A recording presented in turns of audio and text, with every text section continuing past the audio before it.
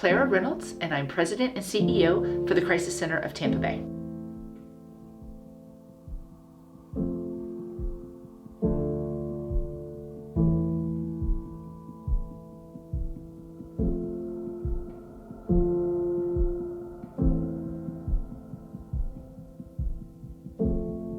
The Crisis Center is an organization that's over 50 years old here in Tampa. Our mission is to ensure that no one in our community has to face crisis alone. And we define crisis as somebody who has some sort of life problem and they need help finding a solution. And about 170,000 people every year find their way to us in their time of crisis.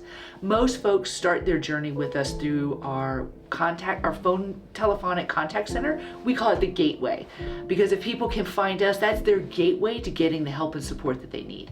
So we answer a variety of phone lines: 211, which is an information and referral line; 988, which is the crisis and suicide hotline. We have a line for veterans called the Florida Veterans Support Line, that's statewide, as well as a line for first responders in 12 counties, that's called the Hotline. We also run for the state of Florida the substance abuse hotline. We also run for the state of Florida the rape crisis hotline. We have a partnership with an organization called Tampa Bay Thrives for a line called Let's Talk, as well as providing support for teens and young adults who are experiencing some sort of crisis. So we get about 100,000 calls just in that contact center, that call center, every year. We're also the community certified rape crisis center. So what does that mean? For us in Hillsborough County, that means that an individual who has experienced a sexual assault, who is a survivor of sexual assault, doesn't go to a hospital to have a rape exam. They actually come to us. We are the community's rape crisis center. We have 2 locations, one in North Tampa, as well as a facility in Ruskin. Both facilities operate 24 hours a day, 7 days a week.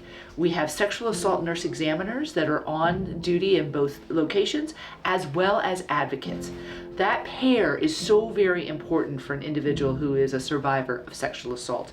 The nurse actually performs the examination, which includes a face-to-face interview, as well as a full body physical exam, and then we actually collect any evidence that we possibly can that can be turned over to law enforcement. The advocate, on the other hand, is there strictly to support that survivor.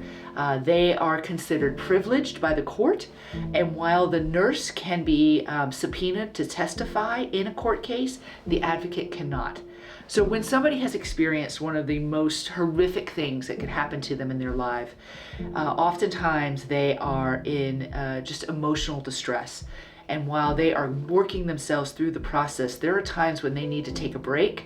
They need just a chance to, sometimes process, sometimes to cry, sometimes just to be by themselves in a moment. That's where that advocate just really comes in hand. It comes in to focus. Not only that, that advocate's going to do all of the follow-up with that individual, the days, the weeks, the months, and in some cases the years post this exam. So they are an amazing combination.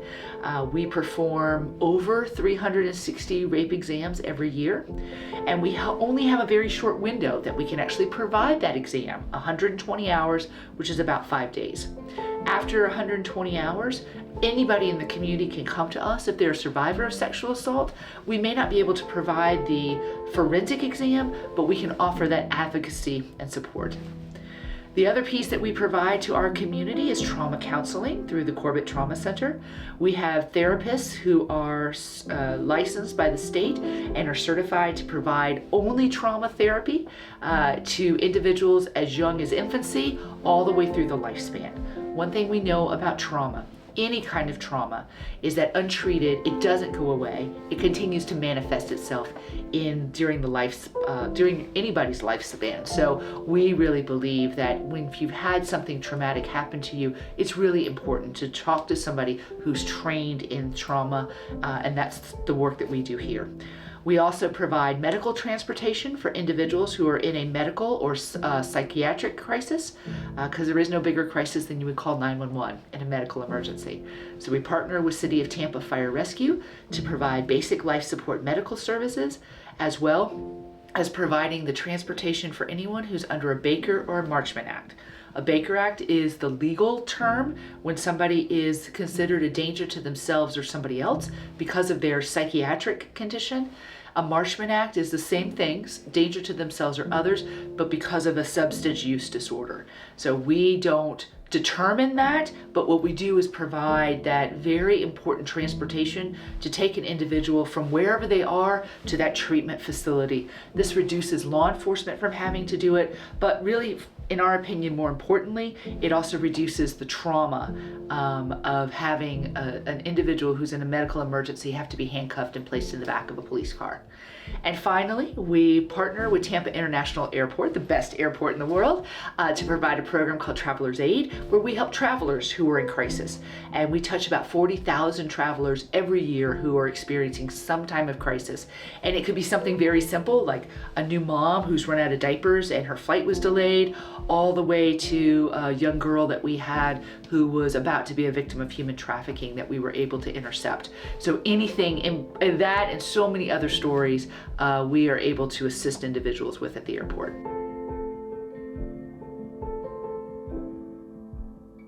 So when we define sexual assault, that is a sexual type of act that is committed by a perpetrator towards a victim without consent. And that can look a variety of different ways. It can be the perpetrator violating the victim, either vaginally, anally, orally. It can also be the force, the perpetrator can force the victim to perform those acts on the perpetrator. So it may be that the perpetrator is forcing the victim to perform oral sex or anal sex or some other type of sex that the individual does not want to do. The consent portion is what is so important when we talk about sexual assault. And it's not just the penetration, it's also any touching, fondling, groping of any of the sexual organs, erogenous zones, any kind of touching of the body that is done without consent.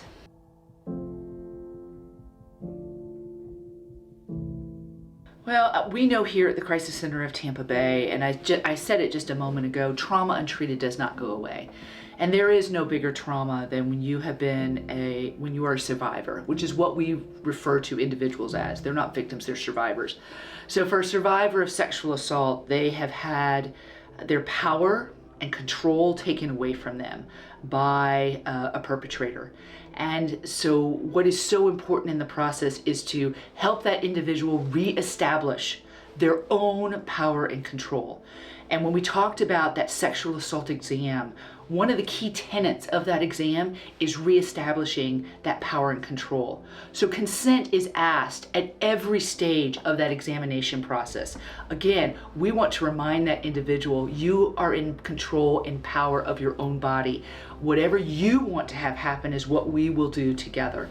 And so I think that is so important that we help the individual reestablish that consent or that power and control for themselves, as well as addressing the trauma of what happened.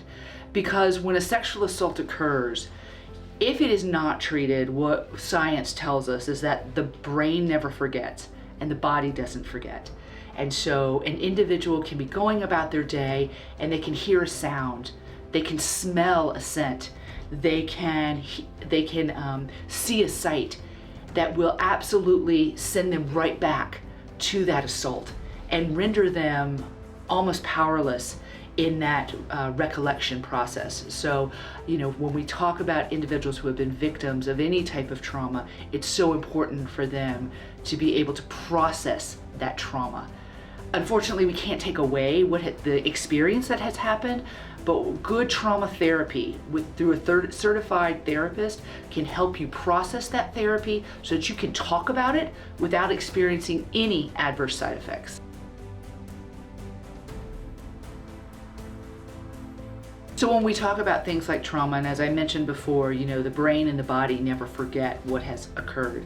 What we have experienced here at the Crisis Center, and certainly what science has told us, is that trauma will continue to manifest itself. What we hear oftentimes from survivors is that they will unconsciously try to do anything possible to not be triggered, to not have to think about what happened. So they may start making some decisions about how they eat. So maybe if they were thin before, maybe they decide they don't want to be thin anymore because they don't want to be quote unquote attractive. Maybe they decide not to engage in certain activities because that reminds them of what happened, or they're afraid it might happen again. So it can impact daily function, it can impact relationships, personal relationships, external relationships, relationships between strangers, relationships between coworkers and friends. It can also interfere with academic success, particularly in young people that experience sexual violence or sexual trauma. They may have trouble concentrating and focusing. Again, it will impact every part of an individual's life. And we had a beautiful example of that. We had an 80-year-old woman who came to us, and she recognized that many of the decisions she had made throughout her life were decisions that were really generated by what had happened to her in the past, but she couldn't figure out what that was. And it wasn't until she started down that trauma therapeutic process that she even remembered that she was sexually assaulted in her dorm room in her 20s. Never told anybody about it because she believed, because of her age, because of the situation, that nobody was going to believe her. So she just kept it quiet and thought that she could just forget about it, quote unquote. And it really wasn't until she went through that therapeutic process that she was able to see the key points in her life, and the decisions that she made were all based upon that rape that happened when she was in her 20s.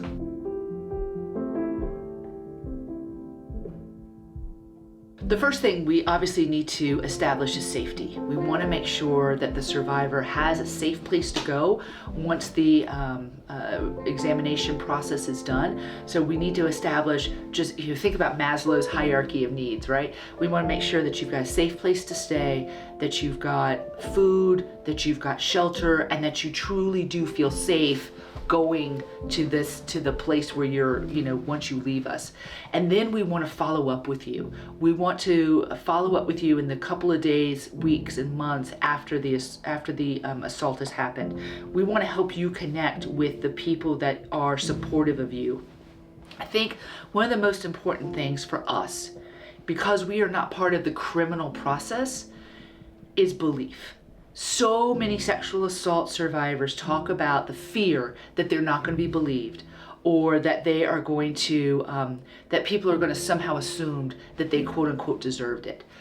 I tell you, this is what drives me insane. We don't blame people when they are robbed. We don't blame people when their house is broken into. We don't blame people when they're victims in any other situation except for sexual assault.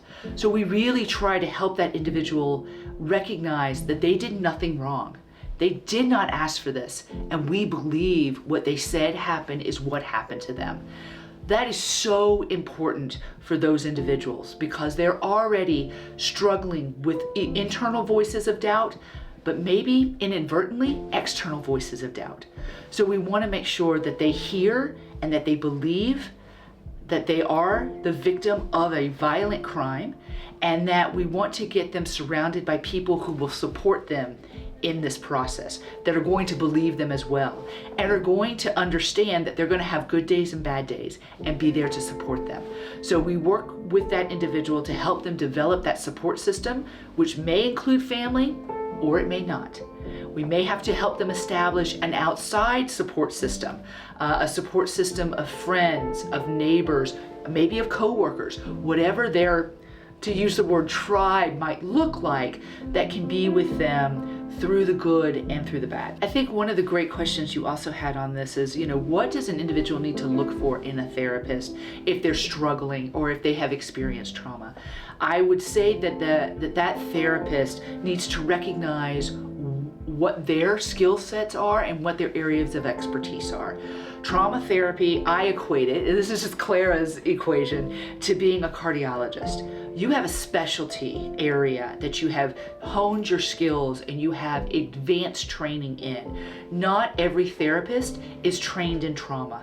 So I think for both the therapist as well as the patient, you need to understand exactly what is happening, what the issues are, and find the professional that's going to meet your needs. And even the therapist being willing to recognize when you are outside of your scope and know it's okay to refer to somebody else to treat the trauma, but then you can still come back to deal with maybe relationship issues, maybe deal with behavioral issues, marital issues, whatever else is going on can be dealt with once that trauma is addressed.